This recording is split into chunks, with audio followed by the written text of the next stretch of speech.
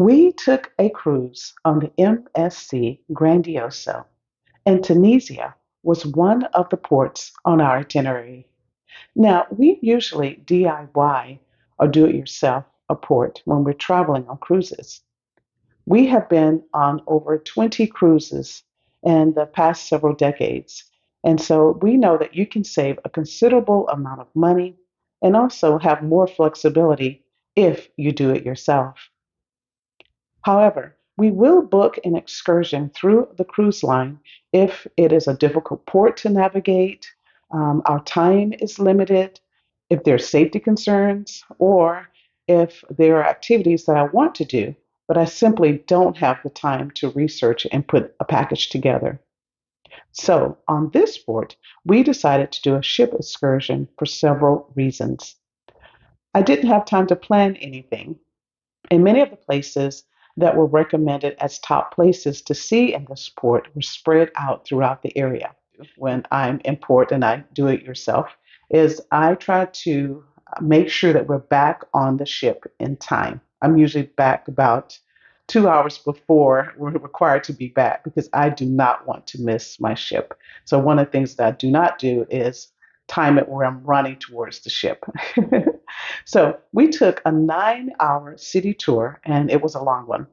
I usually avoid this type of long tour, but I wasn't sure if we would ever be back in this area again. So we wanted to see as much as possible. Tunisia is located in the northern part of Africa, and the city tour that we were taking included the streets of Medina of Tunis, the Bardo Museum, Carthage, Antonine baths, and a final stop at Sidi Bou Said. So stay tuned and check out Tunisia with us. Hello and welcome. I am Trinice West, and this is my husband, Kevin. We recently retired, and our channel is all about our retirement journey, our travels across the U.S. and throughout the world. Join us on our adventures. We disembarked from the ship and climbed onto the tour buses. We traveled through the streets of Tunis and headed to our first stop, the alleyways of Medina. This is a UNESCO World Heritage Site. It was like a maze and full of rich history and diverse cultural influences. There were vendors selling everything from spices, textiles, and intricate handicrafts.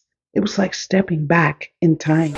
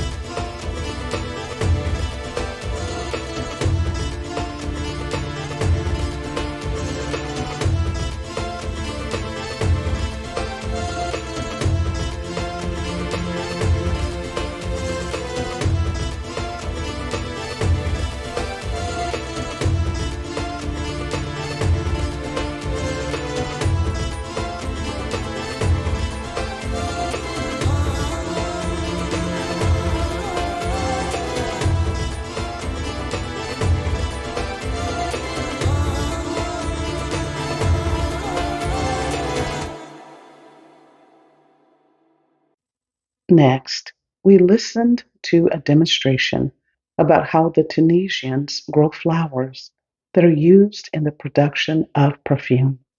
Of course, they allowed the tourists to sample the fragrances.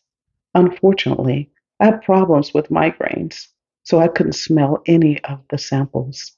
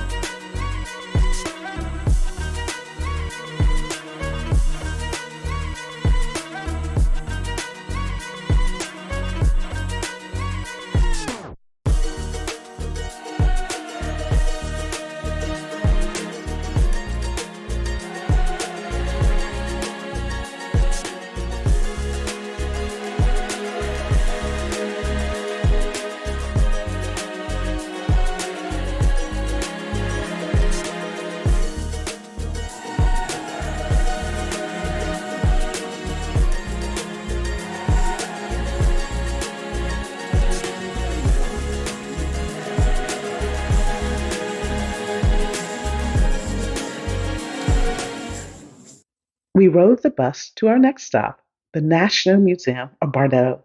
This museum houses a huge display of mosaics and artifacts from Carthage.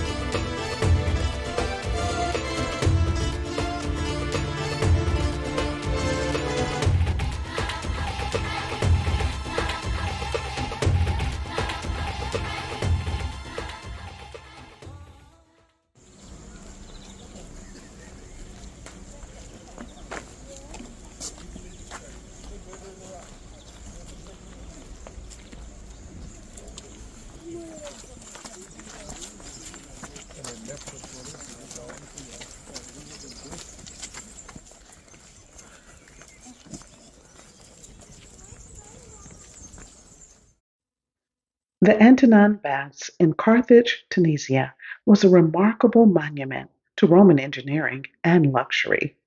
It was completed in the second century during the reign of Emperor Antoninus Pius, and these baths were some of the largest in the Roman Empire.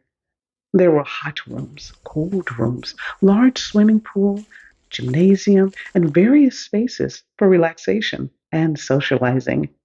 Positioned along the coast, the baths offered stunning views of the sea. Today, the ruins of the Antonine Baths serve as a reminder of the sophistication and opulence of Roman Carthage. So, this is what's left of the Roman baths here in Carthage. The slaves would be down in these little caverns and tunnels, and they use ovens to heat the water for those who would be using the baths. So, incredible, big system here. We finally made it to our final stop, Sidi Bou Said. Some people call this the Santorini of Tunis because of the blue and white buildings and cobblestone streets of this cliff-top village in northern Tunisia.